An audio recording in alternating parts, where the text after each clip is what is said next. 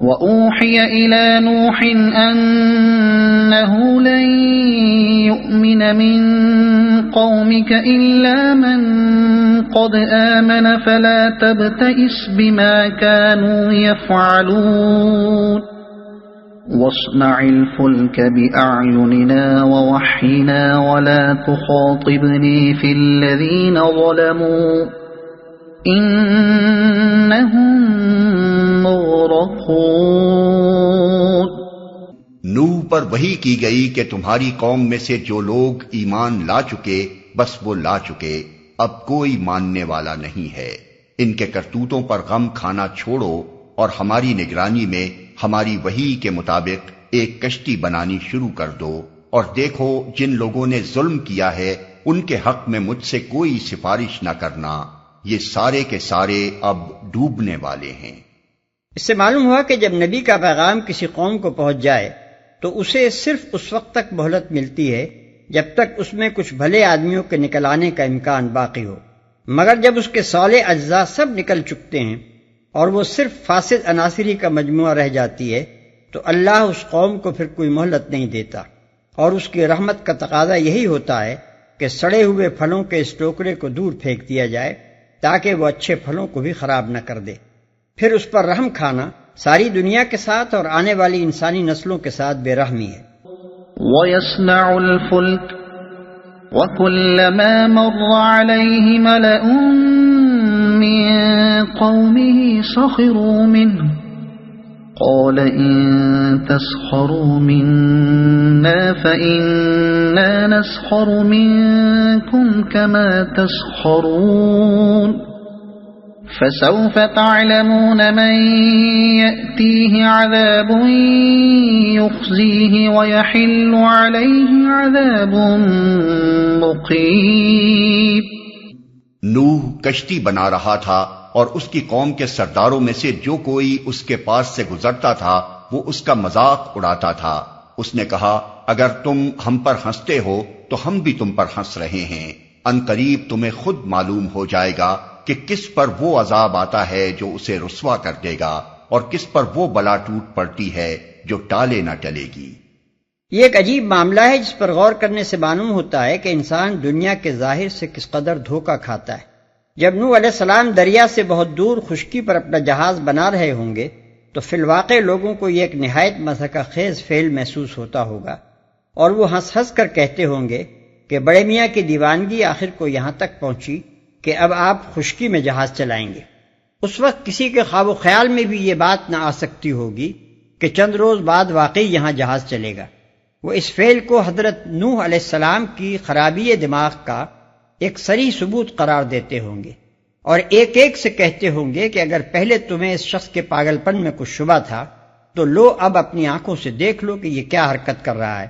لیکن جو شخص حقیقت کا علم رکھتا تھا اور جسے معلوم تھا کہ کل یہاں جہاز کی کیا ضرورت پیش آنے والی ہے، اسے ان لوگوں کی جہالت و بے خبری پر اور پھر ان کے احمقانہ اطمینان پر الٹی ہنسی آتی ہوگی، اور وہ کہتا ہوگا کہ کس قدر نادان ہیں یہ لوگ کہ شامت ان کے سر پر تلی کھڑی ہے۔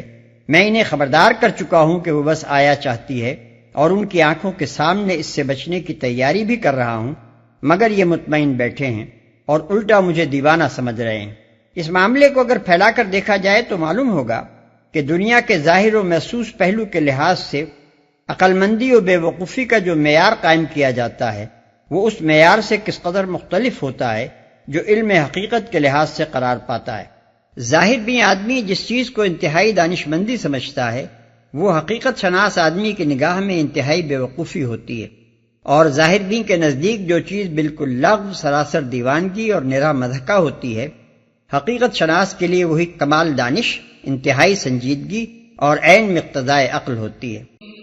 حتى إذا جاء أمرنا وفارت النور قل نحمل فيها من كل زوجين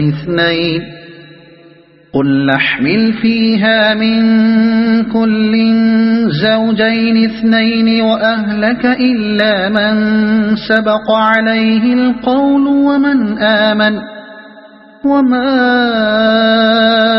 آمن معه إلا قليل. یہاں تک کہ جب ہمارا حکم آ گیا اور وہ تنور ابل پڑا تو ہم نے کہا ہر قسم کے جانوروں کا ایک ایک جوڑا کشتی میں رکھ لو، اپنے گھر والوں کو بھی، سوائے ان اشخاص کے جن کی نشاندہی پہلے کی جا چکی ہے، اس میں سوار کرا دو اور ان لوگوں کو بھی بٹھا لو جو ایمان لائے ہیں، اور تھوڑے ہی لوگ تھے جو نوح کے ساتھ ایمان لائے تھے. وہ تنور ابل پڑا. اس کے متعلق مفسرین کے مختلف اقوال ہیں، مگر ہمارے نزدیک صحیح وہی ہے جو قرآن کے صریح الفاظ سے سمجھ میں آتا ہے کہ طوفان کی ابتدائی خاص تنور سے ہوئی، جس کے نیچے سے پانی کا چشمہ پھوٹ پڑا. پھر ایک طرف آسمان سے موسلادھار بارش شروع ہو گئی اور دوسری طرف زمین میں جگہ جگہ سے چشمے پھوٹنے لگے. یہاں صرف تنور کے ابل پڑنے کا ذکر ہے اور آگے چل کر بارش کی طرف بھی اشارہ ہے، مگر سورہ قمر میں اس کی تفصیل دی گئی ہے کہ فَفَتَحْنَا أَبْوَابَ السَّمَاءِ بِمَاءٍ مُنْهَمِرٍ وَفَجَّرْنَا الْأَرْضَ عُيُونًا فَالْتَقَى الْمَاءُ عَلَى أَمْرٍ قَدْ قُدِرَ، یعنی ہم نے آسمان کے دروازے کھول دیے جن سے لگاتار بارش برسنے لگی اور زمین کو پھاڑ دیا کہ ہر طرف چشمے پھوٹ نکلے، اور یہ دونوں طرح کے پانی اس کام کو پورا کرنے کے لیے مل گئے جو مقدر کر دیا گیا تھا. نیز لفظ تنور پر الف لام داخل کرنے سے یہ ظاہر ہوتا ہے کہ اللہ تعالیٰ نے ایک خاص تنور کو اس کام کی ابتدا کے لیے نامزد فرما دیا تھا، جو اشارہ پاتے ہی ٹھیک اپنے وقت پر ابل پڑا اور بعد میں طوفان والے تنور کی حیثیت سے معروف ہو گیا. سورہ مومنون آیت 27 میں تصریح ہے کہ اس تنور کو پہلے سے نامزد کر دیا گیا تھا، جن کی نشاندہی پہلے کی جا چکی ہے. یعنی تمہارے گھر کے جن افراد کے متعلق پہلے بتایا جا چکا ہے کہ وہ کافر ہیں اور اللہ کی رحمت کے مستحق نہیں ہیں، انہیں کشتی میں نہ بٹھاؤ.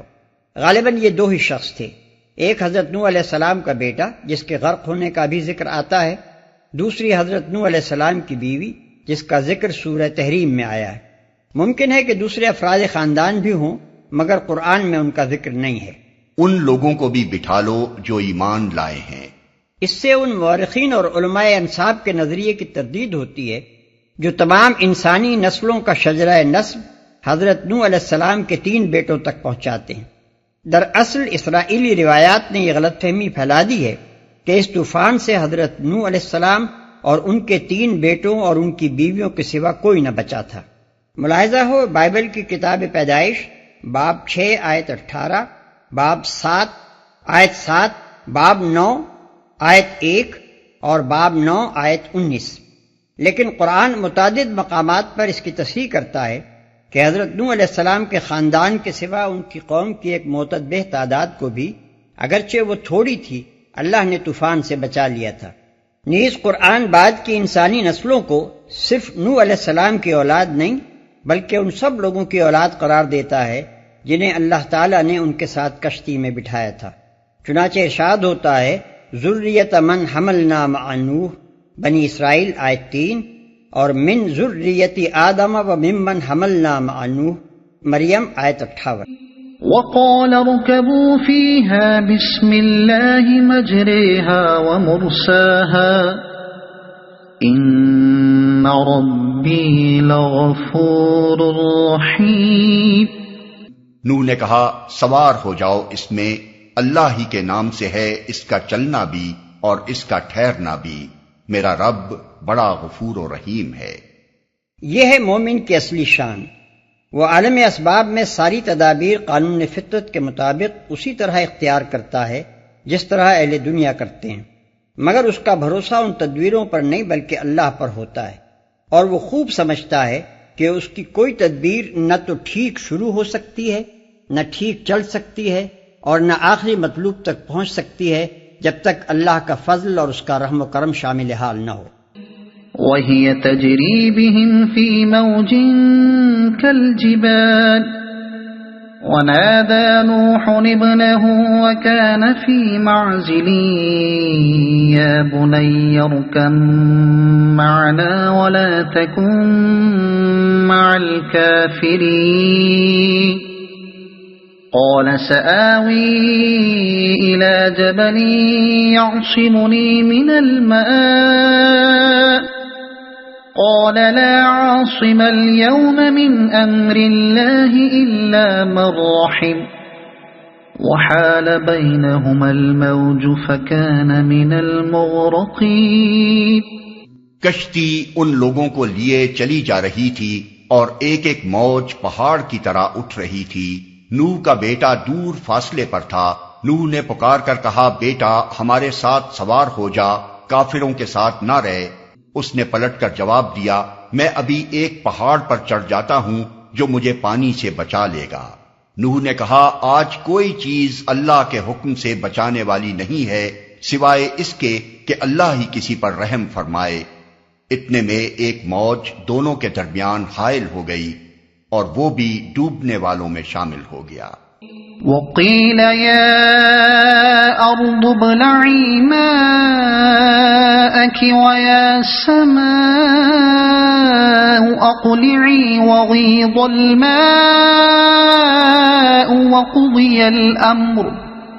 وقضي الأمر واستوت على الجودي وقيل بعدا للقوم الظالمين.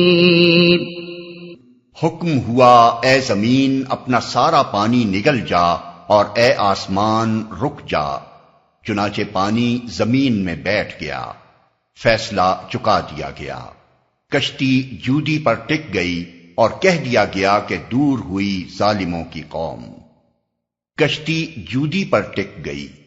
جودی پہاڑ کردستان کے علاقے میں جزیرہ ابن عمر کے شمالی مشرقی جانب واقع ہے. بائبل میں اس کشتی کے ٹھہرنے کی جگہ ارارات بتائی گئی ہے، جو ارمینیا کے ایک پہاڑ کا نام بھی ہے، اور ایک سلسلہ کوہستان کا نام بھی. سلسلہ کوہستان کے معنی میں جس کو ارارات کہتے ہیں وہ آرمینیا کی سطح مرتفع سے شروع ہو کر جنوب میں کردستان تک چلتا ہے. اور جبل الجودی اسی سلسلے کا ایک پہاڑ ہے جو آج بھی جودی ہی کے نام سے مشہور ہے. قدیم تاریخوں میں کشتی کے ٹھہرنے کی یہی جگہ بتائی گئی ہے.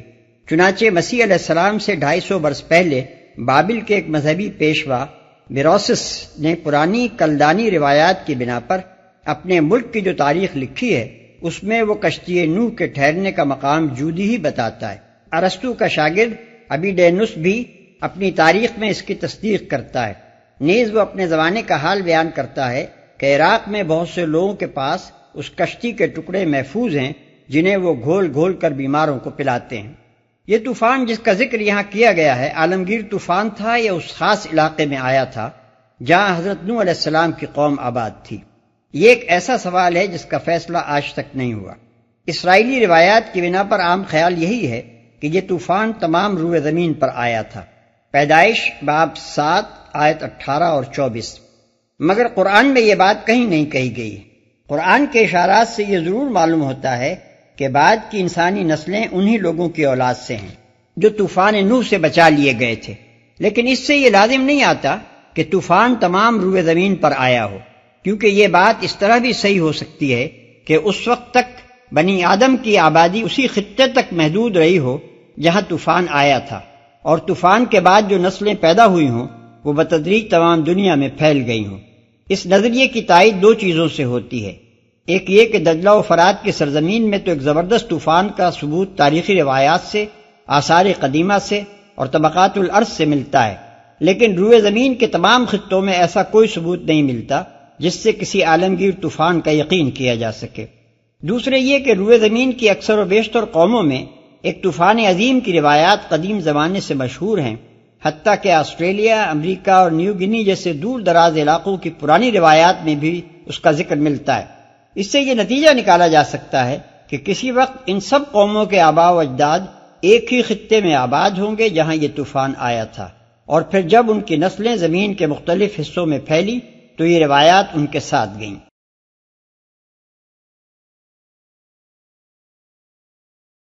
وَنَادَى نُوحٌ رَبَّهُ فَقَالَ رَبِّ إِنَّ ابْنِي مِنْ أَهْلِي وَإِنَّ وَعْدَكَ الْحَقُّ وَأَنْتَ أَحْكَمُ الْحَاكِمِينَ.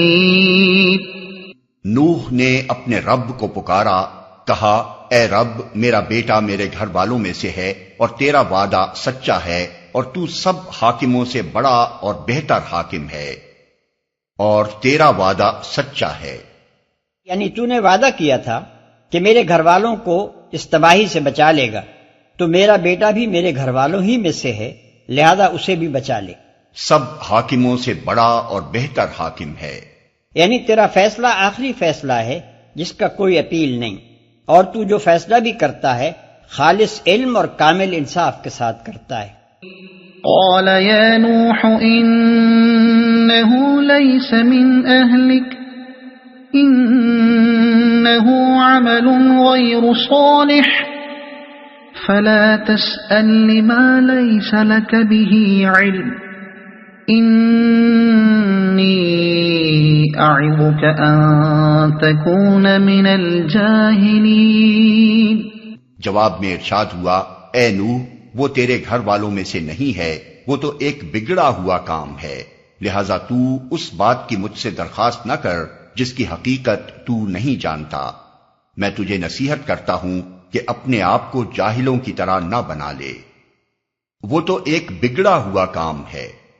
یہ ایسا ہی ہے جیسے ایک شخص کے جسم کا کوئی عضو سڑ گیا ہو اور ڈاکٹر نے اس کو کاٹ پھینکنے کا فیصلہ کیا ہو۔ اب وہ مریض ڈاکٹر سے کہتا ہے کہ یہ تو میرے جسم کا ایک حصہ ہے، اسے کیوں کاٹتے ہو؟ اور ڈاکٹر اس کے جواب میں کہتا ہے کہ یہ تمہارے جسم کا حصہ نہیں ہے کیونکہ یہ سڑ چکا ہے۔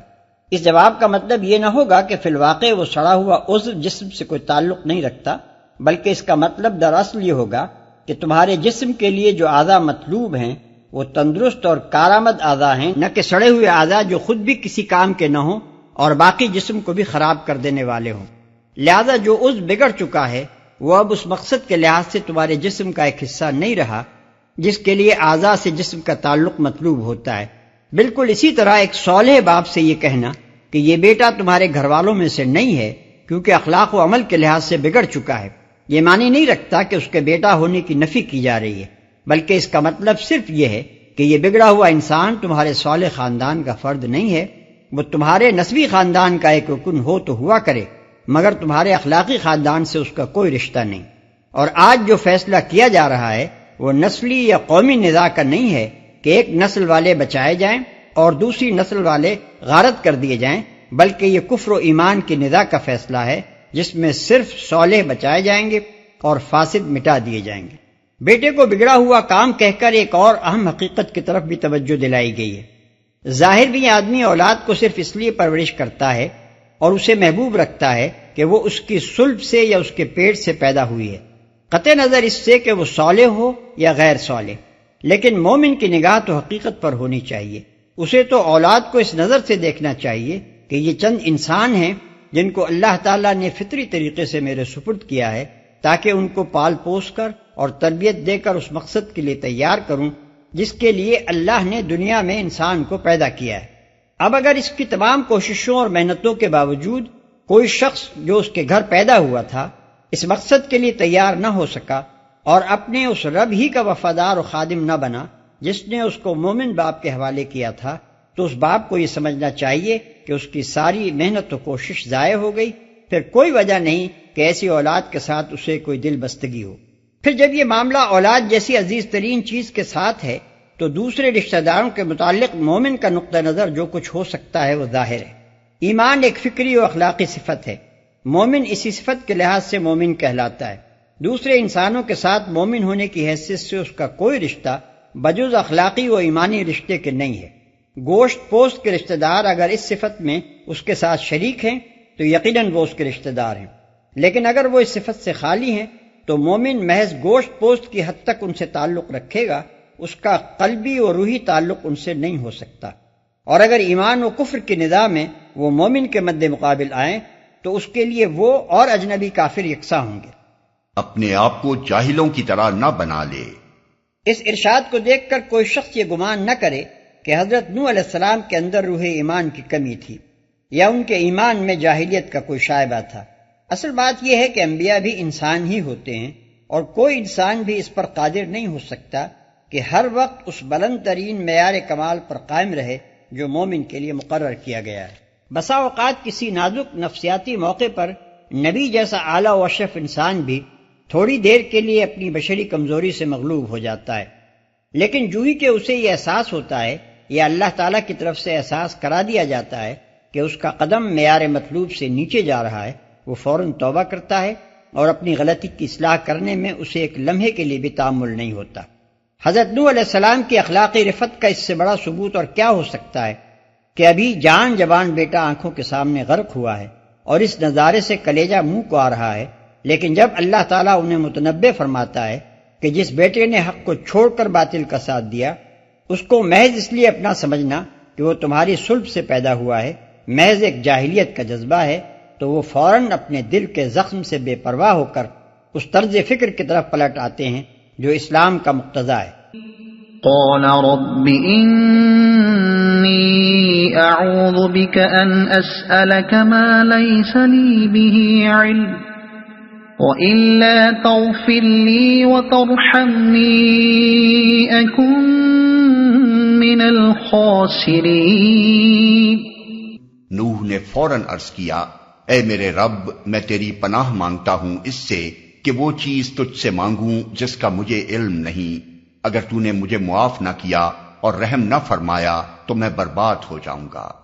پسرے نوح کا یہ قصہ بیان کر کے اللہ تعالیٰ نے نہایت مؤثر پیرائے میں یہ بتایا ہے کہ اس کا انصاف کس قدر بے لاگ اور اس کا فیصلہ کیسا دو ٹوک ہوتا ہے۔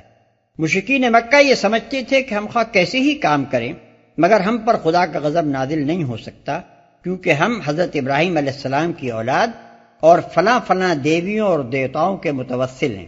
یہودیوں اور عیسائیوں کے بھی ایسے ہی کچھ گمان تھے اور ہیں، اور بہت سے غلط کار مسلمان بھی اس قسم کے جھوٹے بھروسوں پر تکیہ کیے ہوئے ہیں کہ ہم فلاں حضرت کی اولاد اور فلاں حضرت کے دامن گرفتار ہیں، ان کی سفارش ہم کو خدا کے انصاف سے بچا لے گی۔